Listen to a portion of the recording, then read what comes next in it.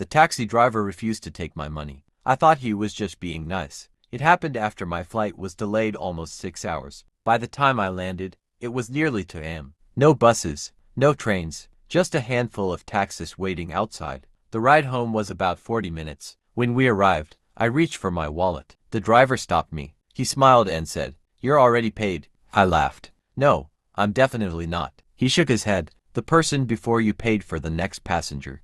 I thought that was strange, but I thanked him and went home. A week later, I couldn't stop thinking about it. Why would someone pay for a complete stranger? So I decided to do the same. The next time I took a taxi, I paid for my ride and the next passengers. Honestly, I forgot about it after that. 3 months later, I was flying home again. Another late-night flight. Another taxi. Halfway through the ride, the driver looked at me through the mirror and smiled. "You started this, didn't you?" I frowned. "What do you mean?"